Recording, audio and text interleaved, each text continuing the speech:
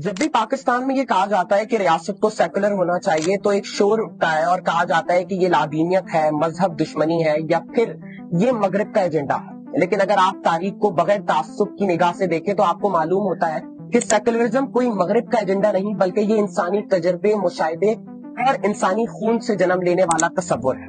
जब Europe middle ages में था तो फिर देखा गया था कि वहां सिर्फ एक ही चीज को कानून समझा जाता था और वो था चर्च का हुक्म। गैलीलियो को भी सिर्फ इसलिए कैद किया गया कि उसने कोपरनिकस मॉडल की हिमायत की कि जमीन सूरज के गिर्द घूमती है। मशहूर फलसफी ब्रूनो को भी सिर्फ इसलिए जिंदा जला दिया गया कि उसने इनफाइनाइट कॉस्मोस और मल्टीपल वर्ल्ड जैसे तस्वुरात पेश किए। यानी आप यूं कह सकते हैं कि चर्च की निगाह में साइंस पर फतवा लगाया जाता था और फलसफे को कुफ्र करार दिया जाता था। अब यही वजह और यही बुनियाद बनी एनलाइटनमेंट यानी रोशन ख्याली की तहरीक। हमने देखा कि इसी वजह से 1789 के अंदर इनकलाबे फ्रांस आया और फिर हमने देखा कि आगे जाके फ्रांस में सेकुलरिज्म को आईनी दर्जा दिया गया।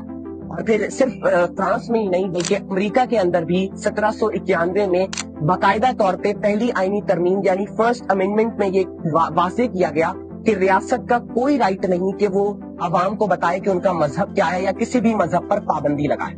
अब दुनिया में 90 से ज्यादा ऐसे ममालिक मौजूद हैं जिनमें रियासत और मजहब दोनों अलग-अलग हैं, जिनमें बरतानिया, अमेरिका, भारत, फ्रांस, जर्मनी, जनूबी कोरिया और जापान जैसे ममालिक सरे फहरिस्त हैं। लेकिन अगर आप देखें 1980 की दिहाई में जब पाकिस्तान के अंदर जनरल ज़ियाउल हक का दौर आया तो उनकी इस्लामाइजेशन पॉलिसी की ही वजह से हमने देखा कि जो अकलियतों को मजहबी बुनियादों की वजह से जेलों में भी डाला गया और हमने ये देखा कि मजहब की बुनियाद पर इम्तियाजी निसाब पढ़ाना शुरू कर दिया गया।